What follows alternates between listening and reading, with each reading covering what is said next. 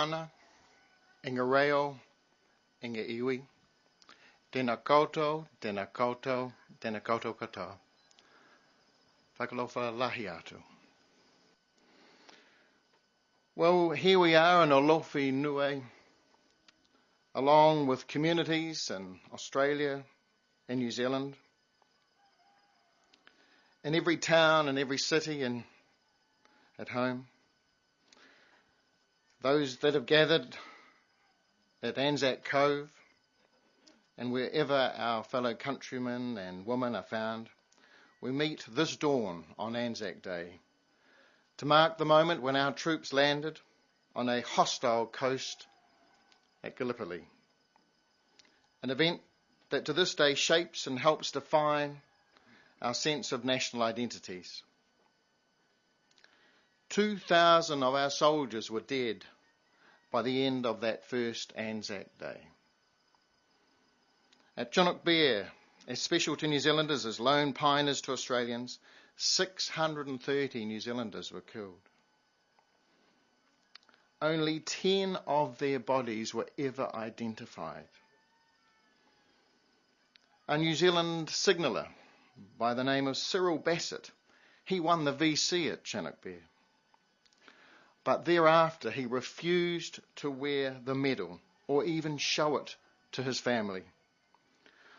All my mates ever got, he said, were wooden crosses above their grave. Today we remember them. Our troops at Gallipoli, they were not professional soldiers.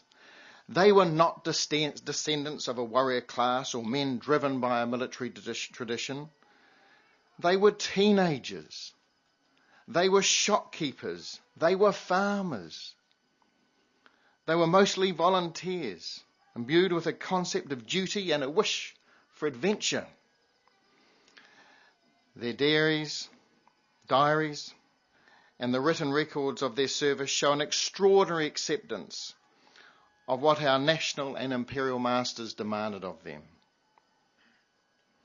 As any lingering sense of adventure was blasted away on a succession of Turkish and European battlefields, the ghastly conditions in which they lived and fought required qualities of self-sacrifice, tenacity, resilience, courage, and much bravery.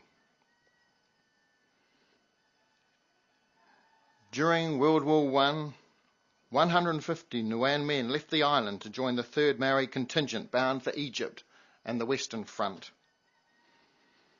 The Nuan soldiers succumbed to illness and other misfortunes before reaching the front, and several died as a result.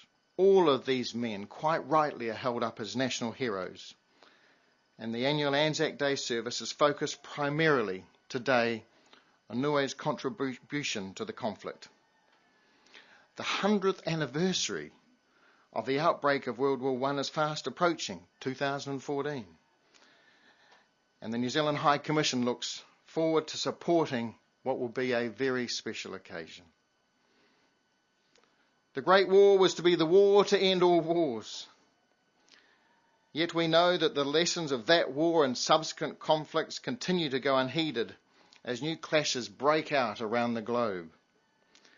Today, our service men and women are called upon to put their lives at risk in places like Afghanistan and East Timor.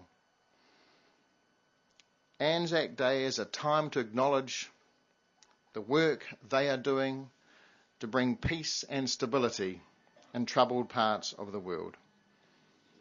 They do so with the same ANZAC spirit that was born in Gallipoli and strengthened in the years since. We acknowledge today the service Niue Police gave in the Solomon Islands, where Niue has had police serving in Ramsey alongside Australia and New Zealand. You continue to make a difference. As a new day breaks over Alofi, we renew our hope. We do renew our hope that future generations will be spared the tragedy of war and the suffering it brings. And we express our gratitude to those who lost their lives in selfless service for the greater cause of freedom. I am proud to join with you in accepting the responsibility of honouring the heritage bequeathed to all of us as Niueans, New Zealanders and Australians. It is the inheritance handed down to those of us born here. It is the legacy passed to all of those who make our country their home. It is right that we should be here at this sombre hour to cherish, to acknowledge and to be humbled by the dreadful cost at which that heritage was secured. Let us remember them. Nō reira, tēnā koutou, kena koutou katoa.